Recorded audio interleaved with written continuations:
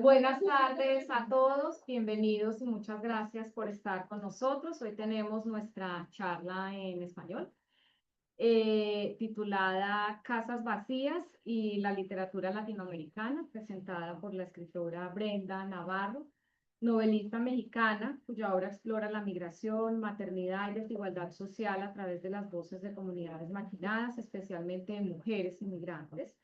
Su primera novela, Casas Vacías, recibió amplio reconocimiento y fue galardonada con los premios Tigre Juan y English Pen Translation. Su segunda obra, Ceniza en la Boca, obtuvo varios premios literarios en España, lo que consolidó su proyección internacional. Brenda Navarro participó en el International Writing Program de la Universidad de Iowa en 2023. Sus libros han sido traducidos a más de 12 idiomas. Además de su labor narrativa, es una activa comentarista cultural y colabora con importantes medios de comunicación en México y España. Yo quiero tomar 30 segundos del tiempo de la presentación para decir que personalmente para mí es un honor y estoy muy feliz de poder participar hoy y presentar a Brenda. Yo leí Casas Vacías cuando aún vivía en Colombia en el 2022 y Ceniza en la Boca en el 2023. Son libros que con frecuencia regalo a mis amigos, a mis familiares, porque son libros poderosos, bellos, y para mí es un honor poder presentarte hoy y agradecerte por dar esa literatura a Latinoamérica y al mundo. Muchas gracias, muchas gracias. Bueno, hay algo que no dijo en mi semblanza y es que hoy tengo tos, entonces probablemente me pueda dar un ataque y me comprenderán un poco. Oye, está la cafetera sin la Puedes pararlo. Sí, no sé cómo. Creo, ya, solo como hacías el revés de esto. No, sí. Y si esto no es suficiente, también hay un micro que podemos. ¿Ya? Sí, ¿Está mejor? ¿Ahora sí me escuchas? Sí. ¿Va bien? ¿Va bien? Genial, perfecto. Bueno, entonces, la tos, que se aparecerá de vez en cuando. Bueno, quiero agradecer primero a Víctor, gracias por traerme a Madison. Es de esos lugares que uno nunca piensa que va a visitar y entonces se le aparecen a uno en la vida y dice qué gusto y qué alegría, gracias a ustedes por venir ahora y qué gusto estar hablando en español en un momento como en el que estamos viviendo. Yo había pensado, cuando me invitó Víctor, a hablar un poco de procesos creativos, etcétera, pero basamos más en Ceniza en la Boca, la verdad. Pero luego ya vi que era Casas Vacías y la literatura latinoamericana, que está bien, cambio de planes, lo cual está muy bien. Y pensé que probablemente eso me ayudaría a hacer como una breve introducción de Casas Vacías y literatura latinoamericana y luego tener una conversación con ustedes, que yo creo que es lo más rico que puede suceder, ¿no? Entonces le decía a Víctor que quiero parecer como que me lo preparé todo y voy a anotar unas cositas para que se sienta que estoy, de verdad, que hice mi trabajo. Entonces, como Casas Vacías, se los quiero dividir en el contexto político en la que fue escrita, el mundo editorial y la muerte del autor. Voy a tratar de ser muy concreta, pero creo que eso puede ayudar a entender o ayudarme a ustedes a problematizar lo que yo me sigo preguntando. ¿Qué demonios pasó que ahora estoy aquí recibiendo premios, yendo a universidades, con una novela que además publiqué primero online y en PDF y que afortunadamente todavía sigue en esos lugares en donde se encuentran esos libros, ¿no? Entonces, les quiero contar primero del contexto político. Contexto político público y privado, ¿no? Era 2013 en México, estábamos en un momento muy difícil con esto que ustedes conocieron como la guerra contra las drogas, que ahora lo sabemos, era una orquestación política justamente para generar un quiebre de relaciones políticas y sociales de la ciudadanía, generando esto que desde la sociología llamamos las ciudades con miedo, ¿no? Ese miedo de tenerle miedo a la persona que está al lado, empezar a configurar la otredad como algo que tiene que ser pobre, criminal, y a lo que tenemos que rechazar y darle mucho tener mucho miedo para desembocar en lo que estamos viviendo actualmente, que es empezar a sentir que tenemos que volver a lo local, al nacionalismo, etcétera. Todo eso estaba bastante, digamos, en auge en 2013, y lo que pasaba en México, no sé en otros lugares, pero en México era lunes una tragedia, martes 2 tragedias más, miércoles 4 tragedias, y como la actualización de la del lunes, que entonces eran más víctimas, ¿no? Y entonces empezó también a normalizarse las desapariciones, los asesinatos en espacios públicos, y afortunadamente hubo muchos actores sociales y políticos que empezaron a decir nos están desapareciendo a nuestros familiares, y no sé si ustedes se acuerdan, si no son mexicanos no tendrían por qué acordarse, pero hubo un movimiento por la paz que se llamaba justo así, Movimiento por la Paz, en el sexenio de Felipe Calderón, en el que me tocó ver como con mucho cuidado, porque aquí viene lo privado, yo estaba desempleada, ¿no? Entonces tenía muchísimo tiempo para meterme a las redes y estar oyendo todo, y vivía yo también en una especie de psicosis colectiva de ahora, ¿dónde nos va a caer la mala noticia, no? Y voy a desaparecer yo, va a desaparecer alguien de mi familia, ¿cuál es este contexto? Entonces puse mucha atención en ese movimiento por la paz que estaba eh, liderado por varias personas, pero uno de ellos es un poeta que se llama, he olvidado cómo se llama el poeta, Javier Sicilia, ¿no? Javier Sicilia. Fue uno de los más importantes, y ustedes recordarán aquella bella foto en la que Javier Sicilia le está dando, digamos, como el beso de Judas al expresidente Felipe Calderón. Y en ese momento hubo muchísimas conversaciones políticas en las que yo lo primero que me pregunté fue, ¿qué estará pensando la madre del hijo de Javier Sicilia, que primero fue desaparecido y luego supimos asesinado? Y la siguiente pregunta fue, ¿qué están pensando las mujeres dentro de sus casas cuando tienen a un familiar desaparecido, ¿no? Ahí fue donde el tema de la novela se me incrustó, ¿no? Como tengo que tratar de entender qué está pasando en mi país, en mi ciudad, con estos miedos que nos tienen bastante paranoicos, esquizofrénicos, diría yo, ¿no? Como queriendo ser ese estereotipo de mexicano que no le teme a la muerte y que sonríe y bla, bla, bla. Y por otro lado, esta sensación de estamos viviendo algo muy grave. Entonces, de ahí partes Casas Vacías, como preguntándome yo, ¿qué hacen estas mujeres? Se levantan, tienen una vida común y corriente como la que yo tengo, se quieren bañar o no se quieren bañar, cómo es que viven esa tristeza, qué es tener algo ausente dentro de una casa que parecía llena, ¿no? Y luego pensé en el contexto de la muerte del autor, que a mí me encanta, que es dejar de pensar en todas las influencias que yo tengo como lectora especialmente, y que traté de matar a Milán Kundera, que es como uno de los escritores que más me ha formado a mí en la literatura, y para matarlo, ya saben ustedes, el psicoanálisis dice, primero tienes como que eh, enfrentarte y mirarlo, etcétera. Y me acordé de cómo a mí como mujer en México la novela de La insoportable levedad del ser me marcó mucho, porque recuerdo muy bien la escena, no se dice escena, el espacio donde uno de los personajes llamado Teresa en La insoportable levedad del ser va caminando por Praga, en esta Praga también llena de soldados, un derrocamiento, ¿no? O sea, como en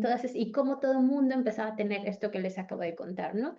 Gente que pierde su ciudad, cuentan ahí cómo le cambiaban los nombres a las calles para borrar todo lo que existía del antiguo régimen. Y entonces recordé justo como a mí me marcó una escena en la que va Teresa con una sombrilla caminando, y Milán Kundera lo describe más o menos así, como entonces va Teresa entre la gente con un paraguas defendiéndose y atacando a las personas para poder abrir su camino. Y a mí me pareció como muy significativo, porque eso hacemos todas las mujeres en Ciudad de México a las 7 de la mañana, a veces sin paraguas, pero, o con una bolsa, pero traemos algo en la mano que hace que nos permita abrirnos camino y entrar al vagón y poder subirnos al metro para llegar a nuestro trabajo. Esta idea casi de Jean Piaget, en la que él cuenta que más o menos a los 8 meses que los niños empiezan a agarrar cositas y quieren empezar a gatear y caminar, lo que necesitan es hacer esto, ¿no? O sea, lo que decía Jean Piaget es, tú quieres que tu hijo se vuelva autónomo y empiece a caminar solo, dale algo con lo que sostenga su mano y va a empezar a hacer cosas, ¿no? Entonces, esa imagen de la sombrilla con la idea de cuando tú sientes que algo te está soportando, te va a generar acción, fue lo que me hizo pensar, una mujer con una sombrilla es la que tiene que mover esta historia. ¿Para qué? No lo sé. Y ella es la que tiene que causar este daño como en defensa, pero también como protección. ¿Cómo hago que esta mujer entre a este mundo que estoy viendo en México? Y lo que hice fue, pues, sentarme y salió así, ¿no? Daniel desapareció a los 3 años, bla, bla, bla, bla, bla. Y sí fue como, eh, con que este es el daño que le has hecho al mundo, ¿no? Entonces ya empecé a escuchar la versión de la primera voz y la terminé y dije, con que de esto se trataba el querer saber, imaginarme, inventar, llenar ese hueco que yo misma tengo de tratar de entender qué pasan dentro de esas casas. Y dije, bueno, aquí hay este dolor. Pero me parecía muy importante poner esta otra parte del dolor que significa una sociedad como es la mexicana, como con tantas contradicciones en las que yo quiero creer que pasión y ternura, que a veces son difíciles digamos, de equilibrar, se logra ver muchísimo más en la clase popular mexicana, ¿no? Entonces pensé que para que no se sintiera tan intelectual este dolor, tenía que poner estos otros dolores que tenían que ver más con la atmósfera, y entonces fue cuando dije, esta mujer de la sombrilla roja que comprende, como comprendió Teresa en La insoportable levedad del ser, comprende que esta es su única arma y es su única protección. Entonces ya ella contesta, ¿no? Mejor no me hubiera robado a Daniel, digo a Leonel, ¿no? Y empieza a contar un poco esta historia muchísimo más vertiginosa en términos de que para mí era importante, porque yo no pensé que estaba hablando de maternidades. Esto es una estupidez si lo digo yo, porque yo escribí la novela, pero de verdad, mientras yo estaba escribiendo la novela, para mí trataba de cómo las mujeres tenían que enfrentarse a las diferentes estructuras de violencia en México, y que una de esas estructuras, por supuesto, es la maternidad como eje central, ya saben, del propio Estado-nación, ¿no? La familia tradicional es el eje de un Estado que además sostiene un sistema económico político, pero no me parecía que era como lo más importante. Es como cuando lo tienes aquí, ¿no? Sabes que aquí te lo está diciendo, pero tú no lo ves. Yo no veía que trataba como de esa complejidad. Para mí eran mujeres a punto de suceder en un contexto en el que no podíamos solamente poner el dolor en abstracto como lo hace la primera voz, sino poner todo el contexto a través de la segunda voz, ¿no? Entonces, es como que la clase media explica el dolor de esta manera y viene la clase trabajadora a decir sí, pero no te olvides también de esto, ¿no? Entonces es como un diálogo, digamos, de dolores entre mujeres que tienen que ver con cómo, aunque no se conozcan, aunque ellas sí tienen ahí dos pequeños encuentros, nada, nada pequeños en realidad, que en realidad, aunque no se entrecrucen todos los caminos, sí que somos parte de una misma sociedad en lo político, ¿no? Entonces la terminé, siempre hago la broma, pero es verdad, creí que la iba a leer mi mejor amigo que se llama Yuri Herrera, y mi papá, ¿no? Que era el único que podría estar interesado en lo que yo escribía, y los dos la leyeron, y mi amigo Yuri me dijo, ¿qué tienes en esa cabeza que te ha salido esta historia tan horrible, ¿no? Y le dije, pues qué sé yo, porque soy mexicana, diría Guillermo del Toro, ¿no? Y lo que mi papá me dijo fue, ¿por qué has puesto a dos madres tan horribles, ¿no? Y para mí sí fue muy impactante, porque por un lado pensaba yo, ¿qué tanta violencia tengo internalizada que yo no sabía que esto era demasiado violento, ¿no? O sea, que para mí era como, bueno, esto es lo que se vive, ¿no? Y por otro lado, me causó mucho escozor que mi padre dijera madres tan horribles cuando en realidad son humanas, ¿no? O sea, como eso Eso fue todo el contexto político. Luego voy al mundo editorial porque creo que la novela no sería lo que es si no les cuento cómo es que la novela la terminaron leyendo ustedes. No sé cómo la leyeron, pero bueno, entonces yo, que me reconozco como una mujer racializada a partir de que vivo en España desde 2015, y que terminé de escribir el segundo borrador de Casas Vacías mientras vivía en Barcelona y tenía una bebé, comprendí, estando fuera de México, muchas otras violencias que también yo tenía normalizadas respecto a mi posición como mujer en el mundo, pero mi posición dentro del mercado editorial, ¿no? Entonces, comprendí que yo no podía llegar tan fácilmente al mercado editorial mexicano, que es el que a mí me interesaba, porque nunca había podido entrar, básicamente, ¿no? O sea, porque viviendo en México, yo no pertenecía a esos espacios sociales de poder simbólico en el que pudieran decir, aquí hay una posible escritora, ¿no? Por muchísimas razones, no me quiero como victimizar, pero no iba a ser yo la que se iba a sentar al lado de alguien de una editorial que me interesase a mí. Y no tenía ganas, ¿no? O sea, no tenía ganas de que un hombre de clase media, media alta, mexicano, en sus 45 me viniera a decir que mi historia tenía que modificarse, ¿no? O sea, no tenía ganas de pasar por ese proceso. Y lo que hice fue, bueno, voy a tocar fuera de México y la mandé a 2 editoriales, una catalana y una argentina. Y ambas me respondieron, aquí hay algo importante, pero como eres una escritora novel y nadie te conoce y vives tan lejos, no la vamos a publicar. Pero aquí hay algo importante, me dijeron las 2. Y para mí fue como, se acabó, ¿no? 2 editores me han dicho que no, pero me han dicho que hay algo importante, entonces le dije a mi mejor amiga, que es editora profesional, afortunadamente, ayúdame a editar este libro, sé mis ojos para que sea un texto profesional, que no haya ratas, que tenga coherencia, que haya un estilo, trabajémosla y vamos a publicarlo, hacer una autopublicación, básicamente, ¿no? Pero también entendía que era el auge de la autopublicación cuando Amazon además daba un montón de facilidades para que tus libros parecieran bastante profesionales sin necesitar una editorial detrás. Y lo que hice fue pensar, yo sé que esta novela tiene que ver con el contexto en el que estoy, así que me acerqué a un proyecto que se llama Caja Negra, que más bien es como de periodismo crítico de derechos humanos, y les dije, préstenme su espacio online para yo poner la novela online y que la quiera leer quien la quiera leer. Y lo que pasó fue sumamente interesante porque yo siempre hago la broma, pero es verdad. Yo antes de ser escritora era tuitera.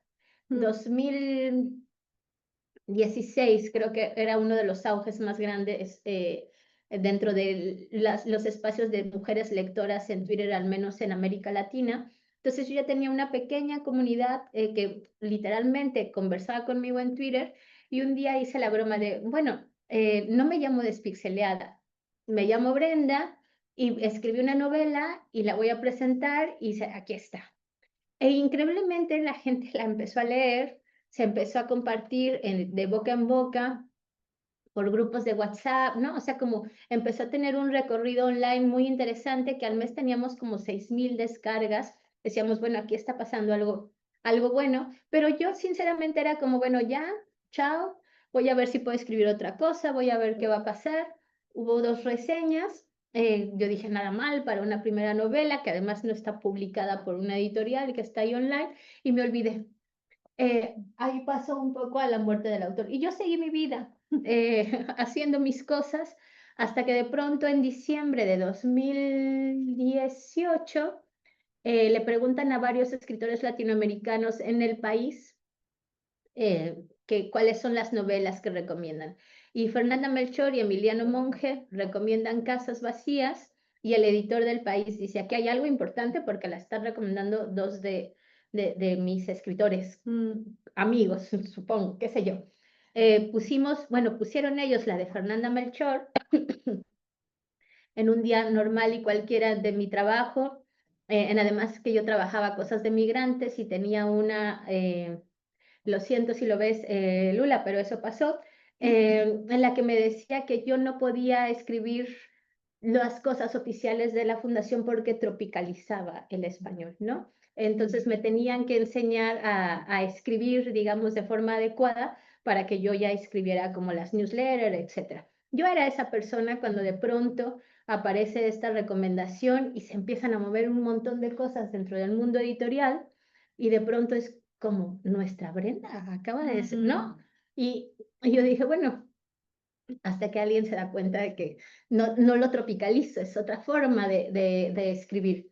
Y de ahí pasó a tener ofertas de publicación, me conseguí a gente casi a los 15 días y luego nos llegó la pandemia, pero hubo una cosa muy importante que sigo diciendo que entra dentro de la muerte del autor o de la autora, que era que el libro no me necesitaba a mí en absoluto. Yo no necesitaba estar presente para que la gente lo leyera y conversara y para que ustedes tuvieran este hecho literario de leerla y ustedes apropiarse de la historia y decir de qué va. Si va de maternidad es genial, no me preocupa en absoluto, pero no fui parte de ese proceso. Lo que nos pasó después de la pandemia es que ahora a las escritoras nos quieren hacer, a las escritoras y a los escritores, pero yo digo que más a las escritoras, nos quieren revivir y nos quieren poner como un producto comercial en el que tenemos que estar todo el tiempo promocionándonos y es totalmente agotador porque me parece, y lo digo casi siempre, me parece que tenemos que volver a entender el contexto político en el que estamos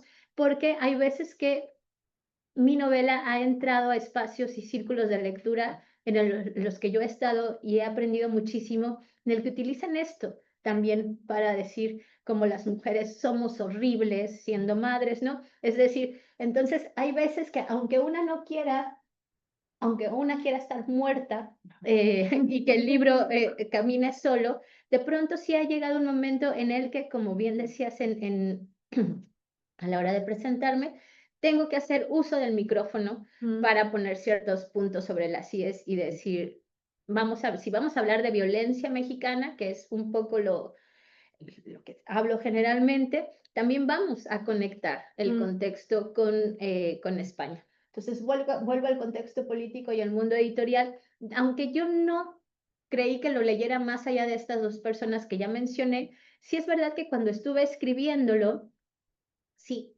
tenía yo la necesidad, vivía en España, era migrante, estaba sola, estaba cuidando a una bebé, las únicas personas que me hablaban en la calle eran los testigos de Jehová y yo los dejaba que me contaran cosas porque era mi única interacción social. Eso y mi amigo pakistaní que no hablaba español, pero que nos hablábamos por señas, ¿no? Fuera de esas dos personas no tenía yo interacción social y cuando la tenía 2015, 2016, la primera pregunta que me hacían era, ¿has visto Narcos? Yo no, no he visto Narcos, ¿por qué tendría que verlo yo, no? Y luego me tocó ir a Madrid, yo vivía en ese tiempo en Barcelona, y hubo, no sé si ustedes se enteraron, pero hubo como ay, ¿cómo se dice? Una publicidad de estas enormes en las que decía Blanca Navidad, ¿no? Con todo lo que implica en Madrid la Blanca Navidad. Madrid es una de las ciudades que consume muchísima cocaína, España en general, pero Madrid también. Entonces era una broma que a mí no me sentó muy bien, la verdad, porque además la relacionaban directamente conmigo solo por ser mexicana. Entonces, en la reescritura del borrador que ya editamos, sí que pensé, lo más horrible que le pueda pasar a una mujer tiene que suceder en España, ¿no? Y es el feminicidio de la madre de la personaje de Nagore, justamente porque yo decía, esta es la forma en la que yo les quiero explicar la violencia a mis hijas, ¿no? La misma violencia que dicen que sucede en América Latina está sucediendo en España y está sucediendo en toda Europa. Lo que pasa es que ellas no cuentan con los mecanismos que tenemos las latinoamericanas, que ya tenemos observatorios de violencia, observatorios de feminicidios, que ya tenemos una red muy grande de cómo defendernos a pesar del Estado. Eso en Europa sucede, pero no hay como el conocimiento de lo que realmente sucede, ¿no? Entonces, la conversación, cuando no me quieren dejar morir, siempre tiene que ver con las maternidades, pero también con mi necesidad de expresar. En España específicamente hay feminicidas, hay una violencia muy estructural hacia las mujeres también y por eso esto tenía que estar reflejado versus el dolor y yo diría casi que el dolor mirado de frente qué sucede en México, ¿no? Y ya para terminar un poco, como poner también dentro de este contexto político y la muerte de la autora y todo eso, la forma en la que también se me ha cuestionado todos los personajes masculinos me ha parecido muy significativo de la necesidad de hablar de ellos en general, pero a veces pienso que no me toca, o sea, que los tengo que seguir escuchando a ustedes, pero la forma en la que me dicen, ¿por qué tus personajes hombres son como, no me lo dicen así, pero se me vino esta palabra, así como unos monigotes, como unas marionetas al servicio de tu historia? Y a mí, como me parece que justamente escogí a dos hombres que representaban muy bien las violencias, ¿no? O sea, la violencia de Rafael, la pareja de la segunda voz, que es una violencia que se vive en México, digamos, no lo tengo que explicar yo, lo sabemos todos, pero también esta violencia española, europea del silencio, de eso no se habla, la violencia no necesariamente son golpes, sino también puede ser esta forma de no poder contener los dolores, de no expresarlos, de imponer maternidades, de estigmatizar muchas otras. Es una conversación que siento que la novela también ha hecho y que también me parece importante en términos de escuchar a los hombres de lo que les interesa de la novela. Por lo tanto, cierro la conversación para que podamos hablar esto dentro del contexto de la literatura latinoamericana, este fenómeno de casas, que yo esté aquí, que se haya leído, que sea uno de los libros que más se utiliza para ejemplificar las violencias de las mujeres, etcétera, no es gratuito. Somos un montón de escritoras latinoamericanas que gracias a las redes sociales, por eso les contaba yo de mi comunidad tuitera, nos hemos conocido, hemos roto las barreras, yo diría las fronteras económicas, nos llevamos libros que se editan en editoriales pequeñitas a los países que visitamos para seguir recomendándonos las unas a las otras, y creo que eso es realmente lo que ha cambiado el mercado editorial, que las mujeres hemos tomado un papel muchísimo más activo como lectoras, también como escritoras o como agentes culturales, y que eso no hubiese sido posible si, voy a parecer muy optimista, pero realmente lo creo, si no nos hubiera pasado la crisis de 2013 en ese momento, porque lo saben, o sea, han cambiado tantas cosas en nuestra forma de relacionarnos, hablo específicamente a las mujeres, que por eso se ha roto el algoritmo en las redes sociales. No es gratuito que los algoritmos en los que lograba que nos comunicáramos todas ahora sean los que estén totalmente rotos, ¿no? Entonces, para poner en verdadero valor a la literatura latinoamericana, decir que también somos partes las escritoras de ese movimiento de seguir tratando de generar redes para que el pequeño espacio que hemos empezado a ocupar, que sigue siendo, digamos, si fuera mesa, ¿no? eh, que no solo se ocupe ese espacio, sino que un día seamos quienes partamos la mesa, quienes invitemos, quienes hagamos cosas y dejemos de pensar que somos un mercado menor cuando en realidad somos 500 millones de personas hablando español, ¿no? Bueno, yo cerraría con esa lluvia de ideas y si quieren abrimos la conversación a lo que quieran, ya ven que hablo mucho y de muchas cosas.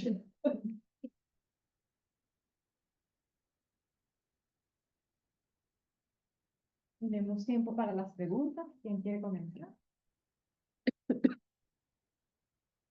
Adelante. Bueno, mira, gracias. Me ha parecido fascinante cómo explicas el contexto de tu propia experiencia de la novela. Y lo que me ha gustado también es que la literatura toma un pequeño espacio y está el contexto, ¿verdad? Ahí están las editoriales y lo literario pasa a una cuestión teórica. Quisiera preguntarte un poco de que la literatura de las mujeres a partir de los 90, sobre todo en México, emerge una categoría, yo me pregunto hasta qué punto tú la estás contestando, de la literatura light, ¿verdad? Y si eso de alguna manera estuvo en ti, porque yo veo, por ejemplo, Casas Vacías, no es literatura light, ¿no? Pero obviamente se están refiriendo a Esquivel, se están refiriendo a otras escritoras que de esta manera tienen mucha atención, ¿verdad? Venden muchos libros y reaccionan los típicos hombres para un poco quitarles el mérito. Tengan razón o no. Entonces, me pregunto, ¿en qué punto tú estabas también muy consciente de esta o ya la habías rebasado completamente, ¿no? No necesitabas contestarla, ¿no? Sí, yo creo que no necesito contestarla porque creo que no son mis interlocutores ellos en general, ¿no? O sea, solo no me importa lo que piense el canon mexicano de la élite y ellos lo saben y no soy bienvenida ahí y no importa, ¿no? No quiero ocupar ese espacio. De lo que sí soy muy consciente es de dónde vengo yo, ¿no? Y, o sea, de eso sí me parece como muy importante. Uno tiene que saber de dónde viene aunque uno no sepa dónde va, ¿no? Sí, pero siempre es importante tener eso y qué bueno que me lo preguntas porque quería decir eso y se me había olvidado.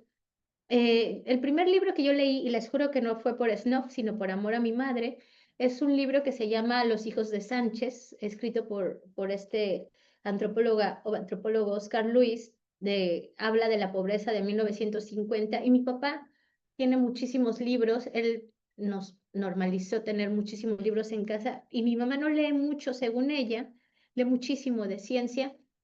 El único libro que ella tenía en su mesa era Los hijos de Sánchez. Yo decía, ¿qué pasa con este libro que mi mamá lo lee? Y cuando yo lo empecé a leer, yo pensé que era una novela, porque para mí todos los libros eran de ficción, pero también yo en esa oralidad que Oscar Luis logra transmitir en esa etnografía, escuchaba yo a la gente que tenía a mi alrededor, ¿no? O sea, podía ser la voz de mi tía o la voz de la vecina, etcétera, que somos clase totalmente trabajadora. Mi mamá ni siquiera la dejaron terminar la educación primaria, ¿no? Yo sé de dónde vengo y eso tiene que estar inmerso dentro del universo literario que a mí me importa, porque como les decía, no era casual que yo quisiera que la segunda voz le respondiera a esta mujer que se hace ciertas preguntas incómodas sobre sus decisiones maternales. No es casualidad que sea la clase trabajadora la que le diga, perdona, pero estás inmersa en este contexto. ¿Cómo no te iban a suceder estas cosas? Y un poco la inacción que dice que tiene la primera voz es justo cuestionada frente a esta otra mujer que dice, mi amor, aquí hay que tomar acción, ¿no? Entonces, nunca dialogo con ellos.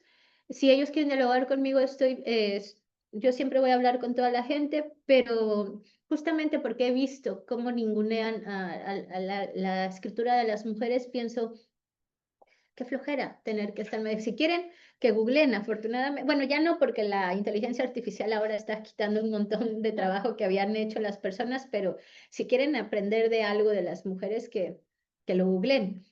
Cierro diciendo esto último. Además, Casas Vacías lo leen muchísimas mujeres y mis hombres, bueno, si quieren ser mis hombres, está bien, estoy abierta. Mis lectores hombres siempre se acercan a mí primero por Ceniza en la boca, que no les parece tan de mujeres, ¿no? Y luego ya es como, bueno, vamos a ver si este no es tan feminista, porque la novela ha sido catalogizada así, ¿no? Si te contesté algo, espero que haya sido bien.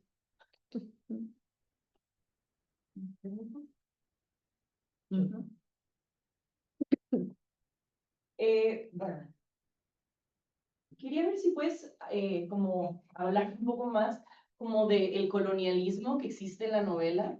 Yo leí la novela la primera vez en la primera edición, ¿no? Y acabo de terminarla hace 20 minutos la segunda, esta nueva edición. Y justo algo que me preguntaba, que lo contestaste, era lo del feminicidio. Yo no me acordaba que existiera, pero no puedo confiar en mi yo lectora de hace casi 10 años, ¿no? Entonces, pero no existía, que es lo que acabas de decir, ¿no? Como que fue algo que se agregó.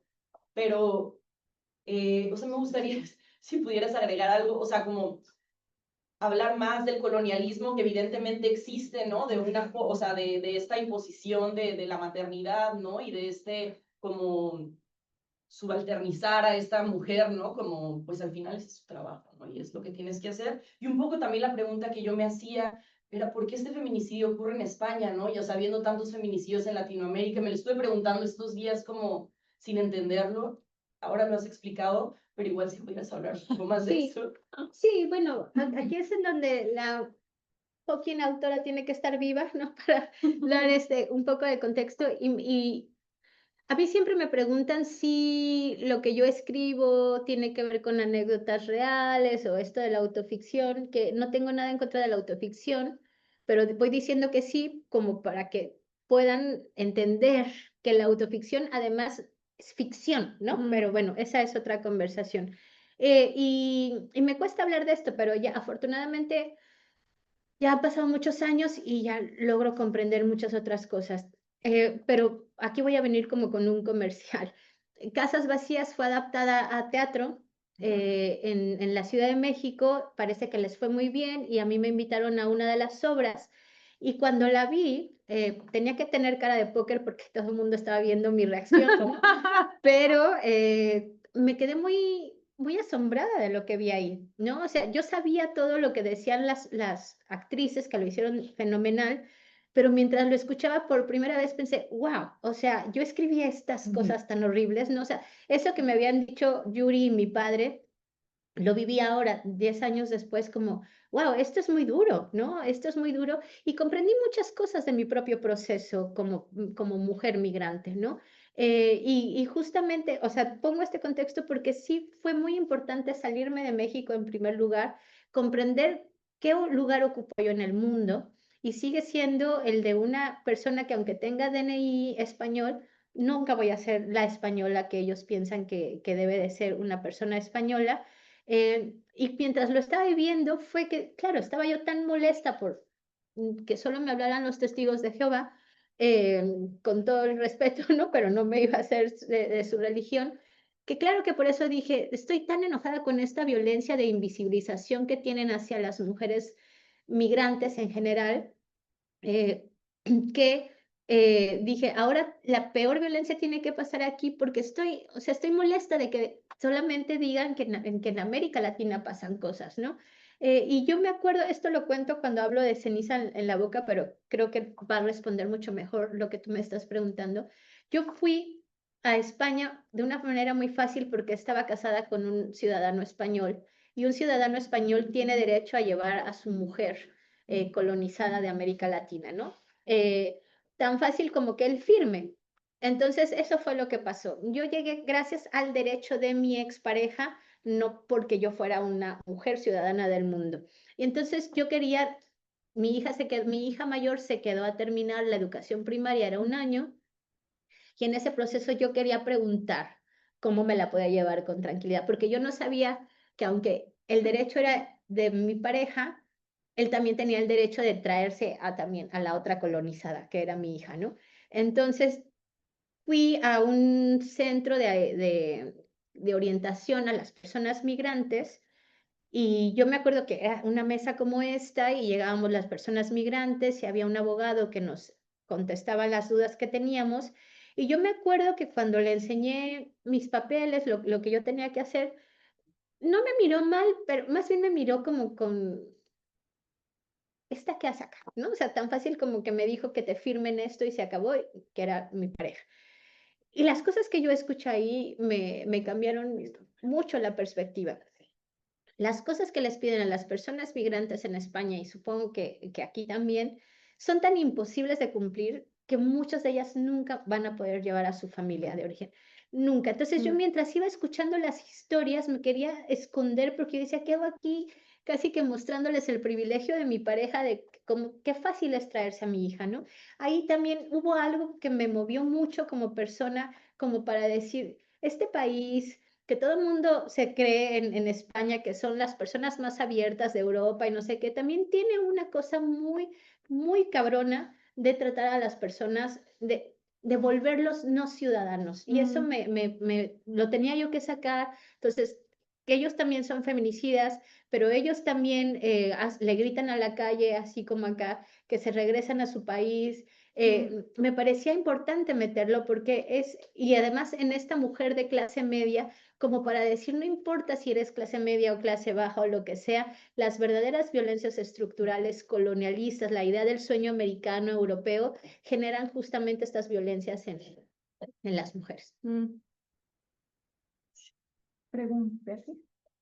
¿Dónde está tu concepto de identidad? Porque muchos de tus personajes tienen una doble identidad, obviamente tu misma historia, que es ser mexicana en España, es una pregunta de identidad, pero también tus personajes, para empezar, los nombres femeninos como Nagore o Nel, no son tan femeninos, tan reconocidamente femeninos, pero también tu misma idea de identidad mexicana, España, la identidad de los personajes que un poco son adoptados o no tienen como una certeza en su propia identidad. ¿Quieres hablar más? Sí, me encanta la palabra certeza porque justamente es como, para mí la ficción es eso, ¿no? O sea, justamente tú pones como una pequeña certeza para que justamente lo que esté sucediendo en la historia la rompa, ¿no? Y digamos como que genere estos muchos otros puntos de vista que yo creo que la literatura todavía nos permite hacer con toda la tranquilidad del mundo. Creo también que lo que a mí me interesa a la hora de estar escribiendo es generar personajes que se sientan humanas, porque no lo son, ¿no? O sea, parece muy obvio, pero hay que decirlo, no existen estas mujeres, ¿no? Y estas mujeres, al no existir, las tengo que complejizar de tal forma que cuando ustedes las lean digan, ah, sí, es mujer, ¿no? O sea, siento la empatía o el odio o lo que sea que sientan y que se sienta que realmente son muy... Y para eso tienes justamente que hacerlo desde la condición humana y las presiones y darle estas contradicciones. Hay cosas que hacen las personajes con las que yo estaría en total desacuerdo en la vida real, pero que necesito que se expresen, digamos, abiertamente, justamente para romper como los personajes estereotipados, ¿no? Y terminaría contando, por ejemplo, lo de Nagore. No sé si ustedes también piensan que Nagore es un gran personaje y esperanzador y etcétera. Yo lo creo, y para eso la puse, ¿no? O sea, sí tenía esa necesidad yo al escribirla, pero llegó un momento en los círculos de lectura en que Nagore se estaba volviendo como en el modelo perfecto de una feminista que va y cuestiona al padre feminicida y logra salirse de la violencia mexicana, y para mí era ya como casi es Superman, ¿no? O sea, y no. Entonces estaba tan molesta con esta idealización que le estaban dando las lectoras en los círculos de lectura, que cuando estaba escribiendo Ceniza en la boca, dije, me la voy a traer para Ceniza y la voy a hacer una mujer joven como cualquier otra, que incluso es un poco grosera con la protagonista de Ceniza en la boca, ¿no? O sea, como que parece que va a ser su amiga y le es como, chao chica, yo tengo cosas que hacer ahí, quédate con tu problema. Entonces, como ese cambio de perspectiva para seguir humanizándolas me interesa muchísimo. Siempre digo que cuando yo escribo una historia, lo que más me importa es el ritmo, y es verdad, ¿no? O sea, lo que más me preocupa siempre es el ritmo, pero la segunda cosa que me preocupa es justamente que se sientan, que sean difíciles de describir, ¿no? O sea, es una mala madre, pero no es una mala, no, o es una criminal, pero no, no, o sea, como eso me interesa mucho.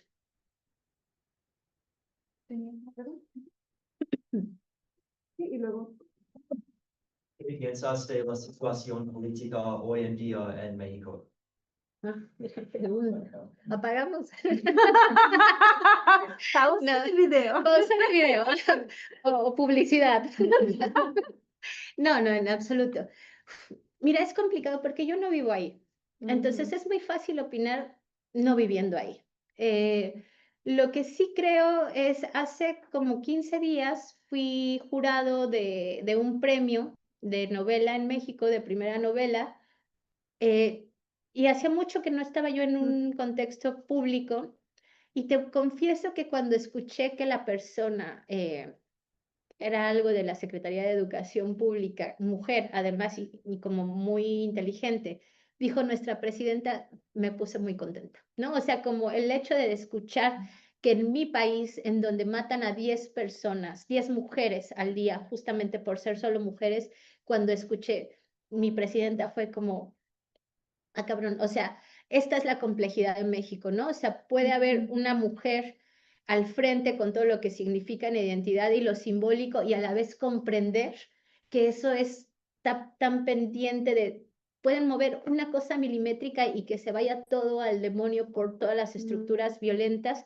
que yo, o sea, que desde fuera, cuando me lo preguntan, especialmente personas europeas, digo, tenemos una presidenta y están pasando cosas buenas, pero si estoy en un grupo feminista, por supuesto que va a decir, a ver, que haya una presidenta no implica, ¿no? O sea, como que ya todo está perfecto.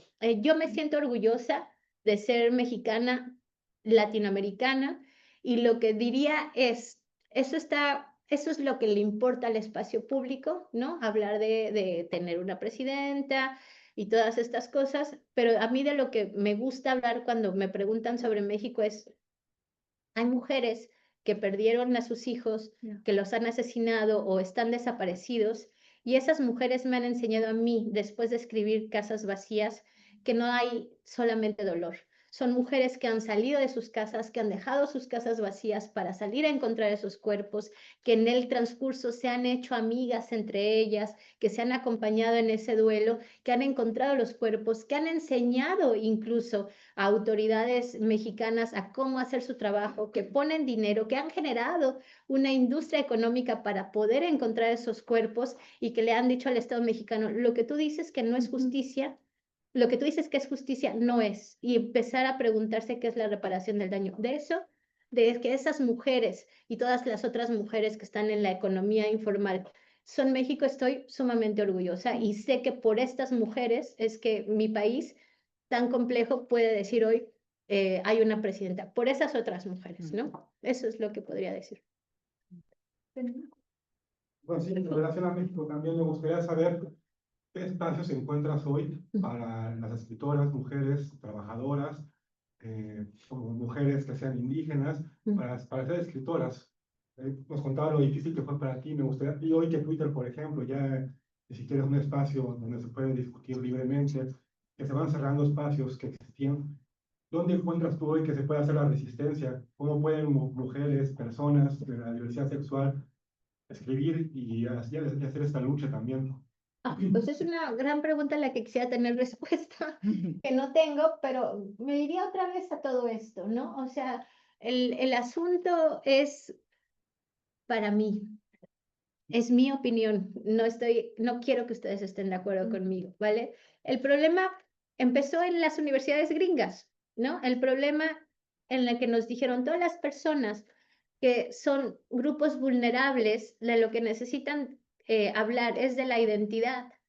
Se nos fue todo el tema de la lucha de clases, ¿no? Se nos fue completamente. Entonces hemos estado tan preocupados en responder a las necesidades que ha metido el mercado, básicamente, dentro de las universidades, y hablo de las universidades gringas porque ustedes siguen siendo las que detonan la conversación en las otras universidades del mundo, de vamos a tratar de encontrar estos espacios públicos, y lo hemos hecho muy bien, lo hemos hecho tan bien que por eso hay esta ola que está rompiendo con todos los presupuestos, pero la realidad es que para mí la verdadera conversación sigue siendo lucha de clases, ¿no? Entonces, específicamente en México, yo veo a mis colegas, a los que quiero y respeto muchísimo, quejarse de lo difícil que está siendo el espacio cultural, y yo digo, perdona, pero era igual de difícil para las personas que nunca han tenido acceso a esto.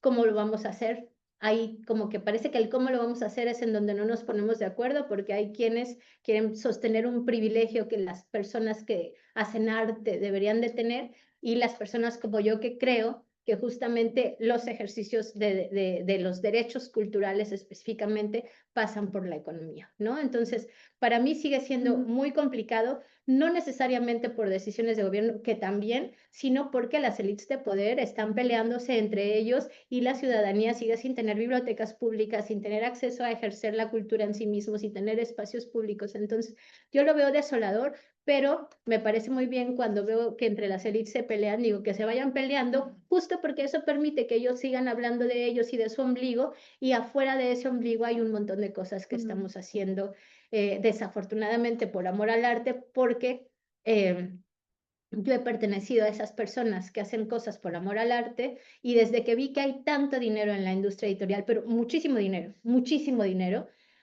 les dan 1 millón de pesos a hombres misóginos que escriben como mujeres en el Premio Planeta. Cuando vi que había tanto dinero, me prometí nunca hacer trabajar a una mujer gratis, nunca, ¿no? Eso ha permitido que no haya tantos espacios culturales en los que participe yo, pero no quiero volver a hacer trabajar a una mujer gratis sabiendo que hay tanto dinero. Voy a hacer dos preguntas Sí. de Zoom. La primera la leo textual. Brenda, tu obra me parece genial y es la tercera vez que la leo. Mi pregunta es, ¿por qué no le das nombre a las dos mujeres protagonistas? Algo que yo quería preguntar. Solo podemos identificarlas como la mamá de Daniel Leonel. Pues precisamente por eso, ¿no? Sí, me parece muy importante problematizar cómo, según yo, pero otra vez ustedes pueden decirme que no, cuando nace un hombre, le dan un nombre y le dicen, tú te vas a llamar Daniel. Daniel, tienes que cumplir todas estas reglas para ser un buen ciudadano y llegar al éxito y frustrarte en medio, ¿no? Eso es lo que va a pasar. Y tienen dos opciones, o se vuelven críticos o se vuelven incels y todas estas cosas, ¿no? Eso le pasa a un hombre. Pero cuando nace una mujer, lo que sucede es que nace y le dan el nombre. Y luego va creciendo y ahí cuando las hormonas nos empiezan a jugar sin ningún tipo de control, empezamos a ser la hija de, la novia de, la esposa de, la mamá de, la abuela de, empezamos a tener un apellido y dejamos de tener nuestro nombre de pila, ¿no? Entonces me parecía, yo lo hago, yo tengo hijas, entonces cuando me presentan a una mamá pongo Mireya, mamá de, incluso yo pongo ese apellido. Entonces me parecía interesante que fuera difícil nombrarlas justamente para decir, claro, porque es difícil que nos nombren en tanto personas, ¿no? Y eso lo profundizo más en Ceniza en la boca, donde también la personaje principal no tiene nombre, porque claro, mi muchacha la ha trabajado, no, nunca tenemos el nombre, entonces si nunca lo tenemos, ¿para qué se los pongo? Gracias. Siguiente pregunta del chat. Hola, saludos desde Tijuana, Baja California, México. Pregunta, ¿qué técnica o herramienta usaste para adentrarte tan maravillosamente en las dos voces principales? Imaginarlas, conocerlas, investigaste, entrevistaste. Me encanta la forma en que nos hace sentir a las dos desde sus distintas perspectivas y su dolor tan similar. Ay, pues muchas gracias, lectora de Tijuana. Pues yo qué sé. No, yo me acuerdo que tuve una conversación con Nell Leishon, no sé si la conozcan. El color de la leche es maravilloso. extraordinario. La otra novela que nunca me acuerdo cómo se llama, para mí es mucho mejor, pero no se las puedo recomendar porque se me ha olvidado el nombre. Tuve una conversación con Nell Leishon porque afortunadamente compartimos editorial. Y yo me acuerdo que cuando me volví escritora pública, profesional, yo decía, coño, yo qué sé, yo solo me pongo a escribir, ¿no? Entonces un poco como que respondía lo que oía que otros escritores respondían, hasta que me di cuenta que eran escritores respondiendo como onda la hoja en blanco, ¿no? Que yo siempre digo, esta es cosa de hombres, porque la verdad es que las escritoras no tenemos hoja en blanco porque cuando tenemos tiempo de escribir ya sabemos que vamos a escribir, ¿no? O sea, esa es la verdad. Todo esto lo estoy diciendo porque qué sé yo, pero Nell lo que me decía es, no te preocupes, nadie sabe, ¿no? O sea, justamente una empieza con una idea, empieza a escribir, un poco lo que digo, a mí me gusta complejizar a las personajes de tal forma que son ellas las que me van pidiendo cómo ir desarrollando la historia. Para yo escribir una historia siempre sé cómo inicia y cómo acaba. Eso, si no, no puedo empezar a escribir. Pero ya dentro del desarrollo de la historia, les permito que ellas también se vuelvan un poquito guías. Y yo me acuerdo que la segunda voz no iba a ser pastelera, le digo yo, pero en Argentina le dicen las chicas de la chica de las paletas y me encanta, ¿no? Entonces, bueno, no sabía que iba a ser eso, pero ella misma me lo fue pidiendo. Entonces, sí dejo que el inconsciente colectivo hable un poquito a través de mí. Y todo lo demás tienen que pasar como 10 años. Yo apenas voy comprendiendo de qué va Casas Vacías desde mi contexto personal y supongo que Ceniza me tardaría un rato y la tercera novela yo creo que seré muy vieja porque está siendo complicado desenamorarme de esas personajes que estoy escribiendo ahora. Sí. Espero haberte contestado. Salió un corazoncito en el Ah, chat, bien, entonces creo bien. que sí. Lo logré bien, like, mi aprobación del día online. Pregunta. Yo quería preguntar, Sí, estoy moviendo la cámara. exacto. Bien. ¿Sí puedo beber? Me da curiosidad cómo tu trabajo como narradora ahora en tus colaboraciones más recientes en el mundo audiovisual se transforma o no. Sí. Y si nos podrías contar un poco de esa parte de tu trabajo actual. Esta pregunta me encanta porque es cuando puedo estar muy viva y quejarme, ¿no? Es que yo antes que querer ser novelista, que nunca me lo planteé en la vida, porque no era hija de Octavio Paz y decía, oye, yo qué sé, voy a escribir como Octavio Paz, ¿no? quería ser cineasta. Entonces, en realidad, mi formación para entender la narración siempre ha sido desde lo audiovisual, ¿no? Siempre he necesitado del audiovisual para pensar en las historias. Digo esto porque siempre tuve el interés de trabajar dentro del audiovisual y porque sí, un día estaba yo en Twitter y se me acercó un chico y me dijo, ¿me das tu correo? Y yo dije, claro, y se lo di y me dijeron, bueno, que queremos invitar a que seas parte del cuarto de escritores de la serie de Come Tierra, que se estrena 31 de octubre por Prime Video. Lo que escribimos a lo que está hay un largo trecho, ¿vale? Siempre lo que escribimos dentro del cuarto de escritores pasa por tantos procesos que no necesariamente nos echen la culpa a los guionistas, ¿vale? Pero si sale bien, digan, bueno, los guionistas sostuvieron la estructura. Entonces me invitaron y ha sido una de las grandes experiencias de mi vida porque ahí es donde realmente sucede la escritura colectiva, ¿no? O sea, te sientas, empiezas a generar ideas y te das cuenta que por mucho tigre Juan que te hayan puesto, si tu idea no es la que mejor configura el rompecabezas, la desechan, ¿no? Entonces hay un ejercicio de saber qué es lo que importa es la historia, hay un ejercicio de comprender de una forma más palpable que justo a los guionistas y los matan, a los guionistas, a los últimos que mencionan en la cadena de las producciones audiovisuales y que lo que importa es que avance la historia. Eso lo aprendí, me gusta mucho y además sí he estado aprendiendo un montón como del lenguaje de mercado que tiene la producción audiovisual, tanto que ahora es como, en vez de que tú me compres mis derechos por 2 pesos, yo voy a vender mi historia y no me vas a dar 2 pesos, ¿no? O sea, como